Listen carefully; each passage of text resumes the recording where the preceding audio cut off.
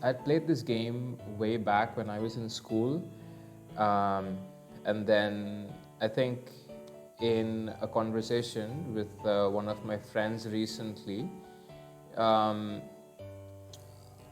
the concept, or rather the point of this game, struck me. It's called Ripples. It's a really short game.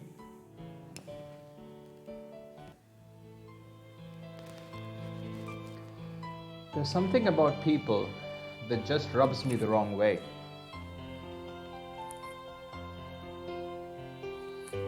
I think it started in grade school. Our teacher blew up a balloon, wrote self esteem on the side, and taped it to the wall.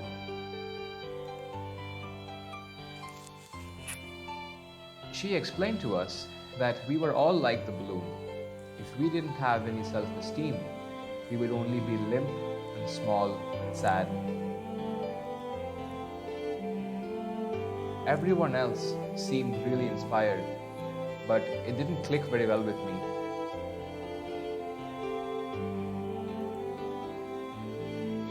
Watching that balloon on the wall deflate a little bit each day until it withered away, I felt that self esteem didn't do much other than make people falsely large for a little while.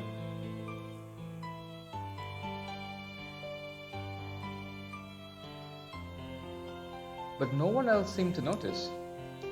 Everyone kept going along their short little lives, puffed up with their self esteem, getting smaller and smaller each day. What I hate the most are those idealistic people who think they can change the world. Behind all those grand ideas of a better life, I think they're just desperate to be remembered, desperate to keep their withering balloons filled so that they can feel important. But things never change. No matter how hard you fight, it hardly makes a difference. One person's life is just a drop in a bucket. A lot of people think I'm a real pessimist because I think this way, but it doesn't really bother me at all. It's easier to live life if I don't have to worry about changing the world. That way, I can just concentrate on what I want, like my photography. The pictures I take will last a lot longer than I ever will. Not like it matters.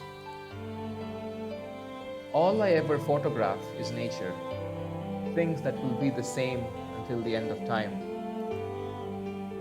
I hate photographing people. I hate people who leap into the view and prance around and wave their arms, desperate to be captured on film so they'll be remembered. There's no way I'll ever capture such worthless things on film. When people die, they're gone, and that's fine with me. The city I live in isn't very large, but there are so many places hidden away that I always find something new whenever I explore. Today, it's this place, a small park tucked away between a row of trees and an old school building. There doesn't seem to be much here worth photographing, but at least there aren't any people either. I aim my camera at a nearby bush to check the lighting. It's late afternoon, but the sun is still high enough for me to get some decent shots. What's that sound? Something behind the bush is moving. I creep forward, holding my camera in front of me as if it would actually provide a decent shield should something leap out at me. Considering how much this camera costs, it's probably better off if I just took the hit.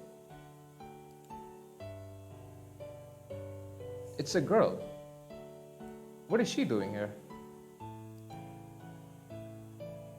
Is she crying? I take an uncertain step back. If some girl is using this place as her secret crying spot, I want no part of it. The sound of crying sounds more like cats. Oh, hello. The girl looks up at me calmly, and I realize that she's patting a small kitten on the head.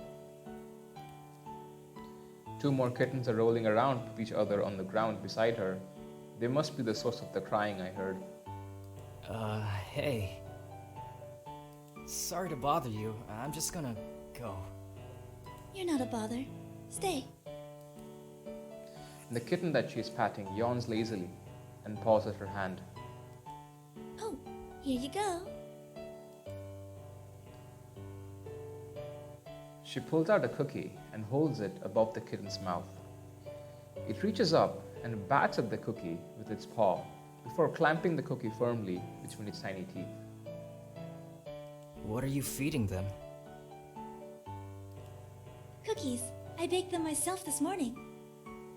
Sure seems like a waste to give that to a bunch of cats. No, it's worth it. They're just gonna die anyway, you know? Strays rarely live long in the streets. So? So why bother feeding them? They're hungry. Do I need any more reason than that? I guess not, but why cookies? Because they're the only ones who will eat it? What? I'm sorry. I have to be home soon. She gives the kitten in her arms a fond pat on the head before leaving. She didn't even say goodbye to me. I'm not sure whether or not I should be offended, but I guess it doesn't really matter. The kittens swarm around my feet, and I kneel down to take a few pictures of them. But it's already getting too dark to get any decent shots. At least, not with this camera. I guess I won't be taking many pictures today after all. I don't know why I came back here. I keep telling myself it's just for the photography since I didn't get any good shots yesterday, but I'm pretty sure I'm just lying to myself. Ah, you came back. I just wanted to take a couple pictures. I'll get out of the way then. I snap a few half-hearted shots, but I keep glancing at her and all the kittens swarming around her. What are you feeding them today? I guess you could call them donuts. Did you make those too? Sure did, this morning before school. I had to get up early to make them. Why? Well, the dough needs time to rise properly, you see. That's not what I meant. Oh? Then what? Why work so hard just to make food for a bunch of cats? I told you, it's because they eat it. I've always loved baking, you know. The best thing about it is being able to share with others. There was a point in time when I wanted to own my own bakery. So? Last year, for a class project, I baked muffins for the entire class. I woke up early so they'd be fresh, and I filled them with the best ingredients I could afford. I wanted them to be something special. Except no one liked them. A lot of girls wouldn't even try them, claiming they had strict diets. I was so happy when some boys took a couple, but then they just threw them at each other. I even gave some to the teachers who seemed to appreciate it, but at the end of the day I found them in the trash. Well, yeah, people never appreciate things they're supposed to. Working so hard for them is a waste of time. Maybe. After school I came here. I wanted to cry, but these little guys came and cheered me up. I fed them the rest of the muffins and they ate them without hesitation. Ever since then, I've brought them something every day, as a way of saying thanks. Thanks for what? For being happy when they eat my food. What I like more than anything else is seeing people smile when they eat what I bake. I want to cheer people up and make the world a better place. That's stupid. Stupid. Cheering people up is pointless. They'll just get depressed again anyway, and then they die. Do you really think that? Yeah. I see. That's awfully nihilistic of you. Don't tell me you're gonna go all philosophy on me. No. Well, I have to get going. I'll see you tomorrow. What? My name is Ku, and you are? Coda. Then I'll see you tomorrow, Koda. Don't count on it. Of course.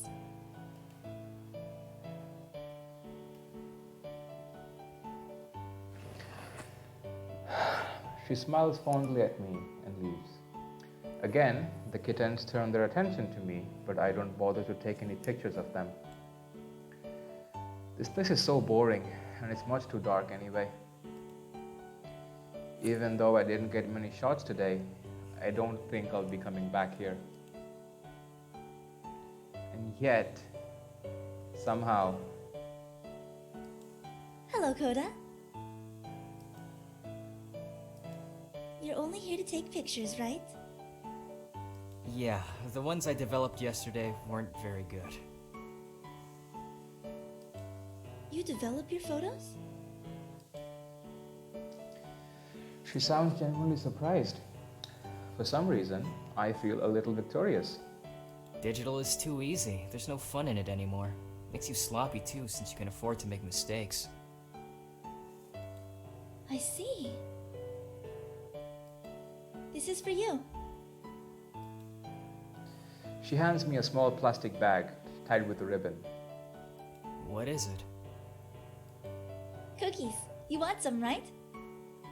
What makes you think that? You came back, didn't you? With a sigh, I open the package. I'm greeted with the sweet smell of cinnamon and chocolate. I take a bite of one. It's actually quite good. For a moment, I wonder why anyone would even think to dislike this girl's cooking. But I guess that's just the nature of people. I'm sorry. What? You're not smiling. It must not be very good. That's not it. I'm just a bit angry that people don't appreciate your baking. You shouldn't be. If you think it tastes good, then smile. Why are you trying so hard to get me to smile?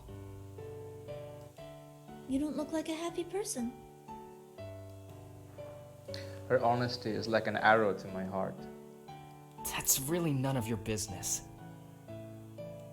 It is if you keep coming here to see me. I didn't say I was coming here to see you. You didn't have to. Besides, it doesn't matter. I'll just be depressed again tomorrow anyway. Then I'll bring you more cookies tomorrow. Do you really want to see me smile that badly? I want to see everyone smile. Another impossible dream. This is why I hate people so much. You don't like people? Of course not. They always ruin things. How so? They leap into pictures when I don't want them to, or obsess over how they look as if it really makes a difference. I can't stand it! They're all so annoying. Am I annoying? Optimists like Ku have always aggravated me, but there's something about her straightforward honesty that's actually really refreshing. I don't know. She giggles and turns back to the kittens, patting one of them fondly on the head. Fair enough. It's not that you're annoying or anything, it's just... I strain my mind, trying to figure out how to explain my feelings. I just don't like people who think they can change the world. Why not? Because it's dumb. One person's life is just a drop in a bucket, after all. You don't really believe that. Yes, I do. It's better than believing that I actually change anything. Then why are you here? What? You want to believe it, but you're just afraid to. You're afraid that you can't make a difference, so you don't try. That's not... I can't actually bring myself to deny her statement. Coda, Yeah? even if my life is just a single drop, every drop of water leaves ripples. She leaves before I can respond. I don't have a response. Anyway, normally, I'd be angry if someone tried to sell me some trite inspirational phrase. But this is different. She's not trying to sell me anything. It's really what she believes. Ku is so cheerful and confident, but there's nothing about her that's desperate or puffed up. She believes that she can change the world with nothing more than cookies and a smile. Honestly, I don't know if she can or not, but I do know that she managed to change me. The sun is setting, and as I raise my camera to photograph it, I can't help but wonder what she'll bring me tomorrow. Maybe I should bring something for her. Maybe I'll ask if I can take her picture. This is only the first straw.